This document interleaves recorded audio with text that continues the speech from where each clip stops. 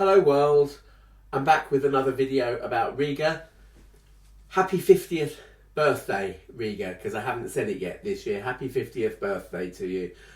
Yeah, it was 1973 when Roy Gandy made his first record player and started building them for his mates. Now, there apparently are going to be many exciting new developments this year. I'm having a look at just a couple of them that I've spotted on the Rega website at the moment. I'm not going to go into every single detail here. There are new iterations of the Planner 1 and the Planner 1 Plus. The Planner 1 is a Planner 1 Plus without a phono stage. It is the one that I would go for, by the way, because I don't think there's the Planner 1 Plus is as versatile as other record players that have built-in phono stages. With most of them, you can switch them out. With the Planner 1 Plus, Rega have obviously seen some kind of electrical advantage in not being able to switch out the phono stage, which means that if you decide that you want to upgrade your Planner 1, a normal Planner 1 without a phono stage, you could change the cartridge. Well, the Planner 1's tone arm is a bit basic for anything other than a carbon or perhaps a bias too, but we'll talk about that later. So you could perhaps use a better phono stage than Rega have used on the P1, but with the Planner 1 Plus you can't switch the phono stage out. So that takes away that sort of avenue for upgrading. So my recommendation, if you are looking at that kind of price level for a record player, it's about the £300 mark, then go for the Planner 1, okay, and get it with, I'm going to say get it with the carbon cartridge. I'm going to be talking about the cartridges a bit later on. The Planner 78 is a new design featuring the tone arm that's on the Planner 2 and also an upgraded 24-volt motor. All right. The Planner 78 has been in their range for a long time, but it's just had a little bit of an upgrade. 78 Records must still have quite a dedicated following if companies like Rega are still fine-tuning their products. You might think, well, actually, yeah, we might have a 78 record player, but let's have it and do just for completion and not worry about developing it or anything. But they're obviously putting resources into it, so there must be quite a big following for 78s. That's all I'd say. Certainly 78 vinyl, there's an awful lot of it still left over from the early 50s and late 40s. I'm not sure. Call me wrong. I'm quite happy to be called wrong, but I'm not sure whether or not you would take old shellacs and use them on something like a Planner 78 with the 78 RPM cartridge. I would be worried about damaging my cartridge because that shellac stuff was really very delicate. You can't use ordinary record cleaning fluid to clean it. It's a specialist job cleaning all that stuff up, and yeah, I'd be happy playing 78 vinyl, but not shellac. Put it that way. Yeah, and the Planner 2 has had a new design as well. I don't know how recent those designs are. They must, I'm sure, be within the last year or so. Amplifiers. I talked last year about the Elex Mk4 when that came out. The Elex Mk4 is them doing to the old Elex R what they did to the Elex Mk5 in terms of upgrading that from the Elex R. So looking at that in just a little bit more detail, the specifications are really not all that different from the Elex R, and I would guess that sonically their sound quality traits are going to be similar as well to the older amplifiers. So looking at the specs of this, the key features: 72 watts per channel into 8 ohms, 90 watts into 6 ohms. That's as it always was. That's against the Illicit and Mk4 and Illicit R, which are 105 watts into 8 ohms. High quality moving magnet phono stage. Again, the Elex R had one of those, right? And I would say that that moving magnet phono stage is really good. Okay, I'm sure it's at least as good as their basic phono stages that are separate. I would say use with an exact, with confidence, or a Goldring 1042 or something, you know, higher grade than, you know, a basic cartridge. Okay, it will bring out a lot of goodness that's in those high-end cartridges with specialist needle tips like the new Chibatas and Vital tips and whatever Goldring's one's it's called, the Geigermeister or something like that. I can't remember what it's called, whatever. High-end performance Rega DAC circuit for digital inputs, and 2 digital inputs, 1 optical and 1 coaxial. I talked about this when I was doing my thoughts on the Illicit Mk4. It's welcome to have a DAC built into an amplifier, especially as a few years ago Rega stopped making the DAC, which was a standalone DAC which could upgrade any basic CD player transport thing just by taking the digital output from there and plugging it into the Rega DAC, and then all of a sudden your sound quality, the thing that's actually doing the translating from noughts and ones into analog audio and sending that out to an amplifier, has all been magically upgraded at a very reasonable cost. I'm not sure, but I think for the price that you're looking at here, it's probably about the level of the Apollo that is being represented here, maybe a little bit less than that. I don't think they want to threaten their Saturn Rs, put it that way, because they've just upgraded the Saturn R to the Mk3, which I've talked about before as well. The whole selling point of the Saturn is that it has its own discrete DAC. You have to actually switch your Saturn into CD player mode if you want to play a CD. If you just want to use the DAC by itself, you have to switch it out of CD player mode. These digital inputs are annoying me though, because we've got 1 optical and 1 coaxial digital input. Now, coaxial digital input, when you know, back in the day when we talked about coaxial cable, it was the kind of cable of the thickness that came from your old television aerial and plugged into the back of your telly. It's kind of that thick. Audio only coax cable doesn't need to be kind of that level. But when did you last see a piece of domestic hi-fi hardware with a coaxial digital output?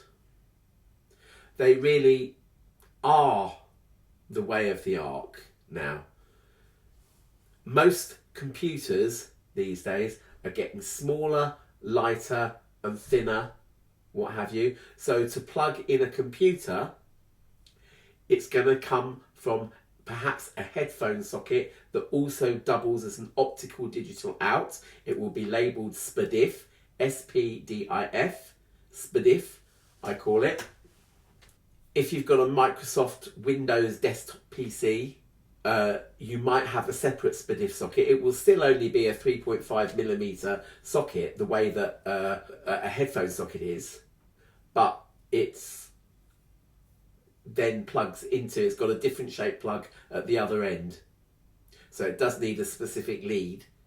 But as I say, the most convenient way to do anything these days is via USB. It really is much, much simpler. Everything's got a USB socket. You can adapt USB 1 to USB 3 or the other way around, or USB-C or whatever. You can adapt them all so that, you know, it doesn't matter which sort of kind of USB socket your computer has, as long as it's got one. And they all have. So for the Elicit R and the Elex R to not feature a USB socket, I would have a USB and an optical socket, or even just USB.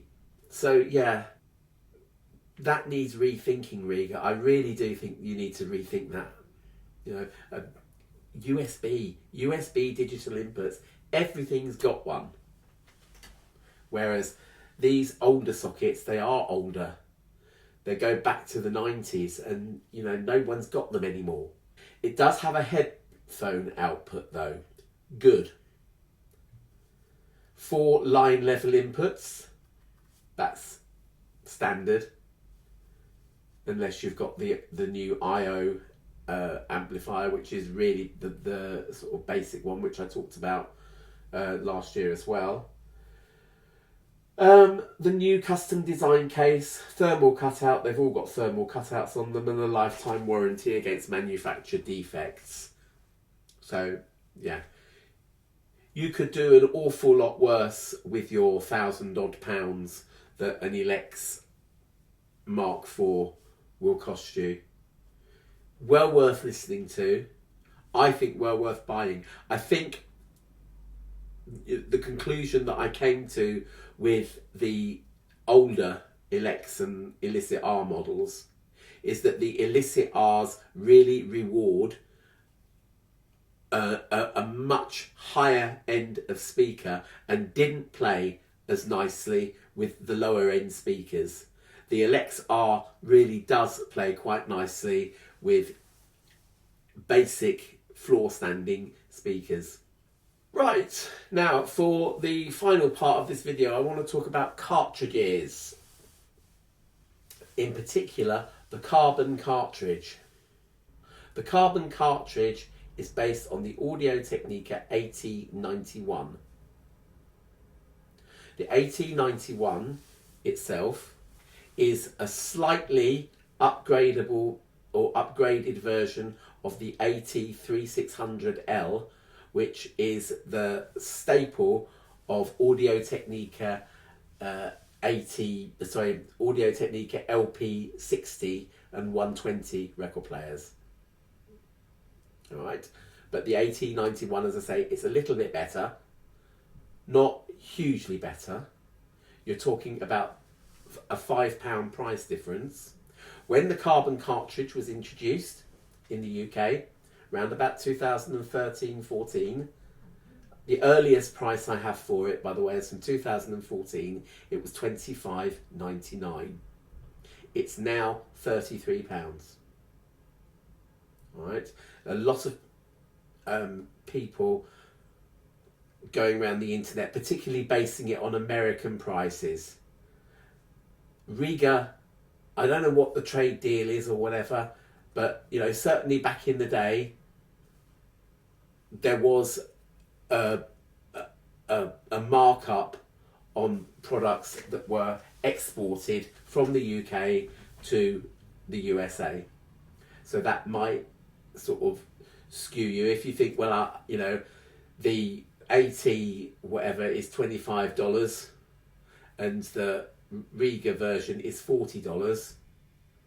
It's cause of this markup, right? But in the UK, the AT91 and the carbon have always been relatively competitive towards one another. A few pounds price difference maybe, but not the huge gaps that, you know, I've seen on YouTube.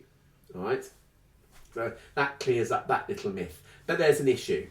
Both the 3600L, i.e. the cheaper AT91, and the AT91 have been discontinued.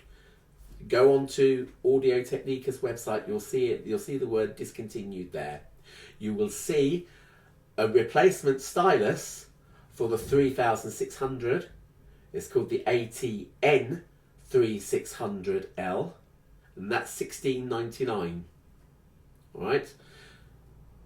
that leaves, presumably Rega, they've probably got a few hundred carbon cartridges left in their warehouses because they sell them as bundles with the P1 and P1 Plus and the Planner 2. There was always a nice upgrade path for the carbon cartridge with the P1 and P2, and that was to upgrade it to the BIOS. And indeed, back a few years ago, Rega were actually offering either the basic kit with a black Rega belt and a carbon cartridge, and an upgrade with the white belt, which is slightly better, and the BIOS cartridge, or BIOS 2 as it was. They've taken the BIOS 2 out of their range now, which leaves a massive gap between the carbon, which I have a feeling stocks will be depleting. I actually looked for an AT91 on eBay yesterday just to see, and there's one there for $34.95, sold as last one. It's a brand new one, sold as last one. So I have a feeling that in the coming months, one of the exciting new developments for Rega's 50th birthday will be a Carbon 2 cartridge. It's a guess, okay? I have no connection with Rega at all. And so, yeah, I'm just putting it out there. I think there will be a Carbon 2. It will be based on Audio Technica's VM95C, which seems to be the replacement for the AT91. Round about the same price point, still a conical tip, and they will introduce a new base spec version of the BIOS.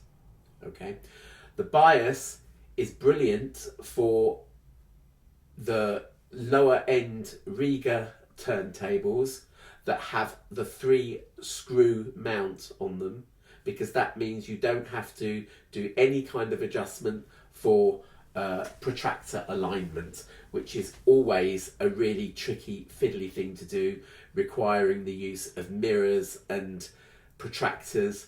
And yeah, it's fiddly. It's not impossible, but it's something that, if you just want to get a record player home and have the simplest setup in the world, you don't want to do, right? And all of the Rega cartridges above the carbon have a 3-head mount for 3 screws, the third screw being the one in the centre, and as long as that's screwed in correctly, then your stylus is aligned correctly.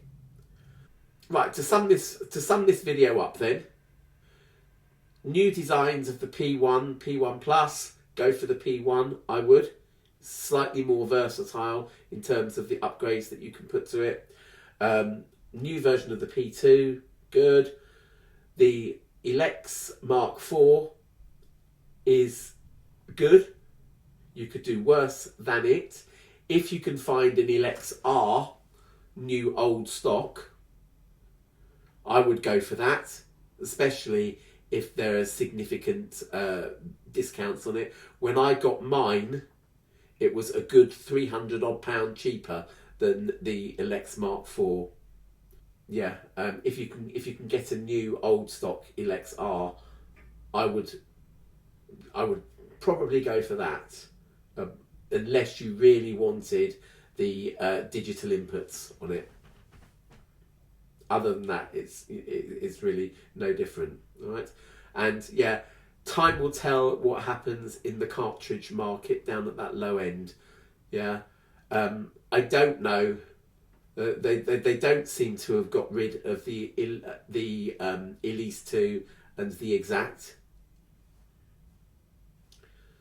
Don't be tempted to put the Elise 2 onto P1 or P2. No, you might get away with it on the P2. It's certainly a match made in heaven for the P3. You might get away with it on the P2, certainly not the P1. It's £175. That's nearly the price of the record player, and you know, I think you'd be, you know, a little bit unwise to do that. All right, I'm going to leave you there because I've kind of spoken myself around in circles. This is take 3 of this video. Don't forget to like, subscribe, share if you dare. Consider a super thanks, and please share if you dare, folks. Okay, it's a click down the bottom there. It doesn't cost you anything. Share it onto your YouTubes and Twitters, and there's a new thing called Mastodon now. I'll say no more.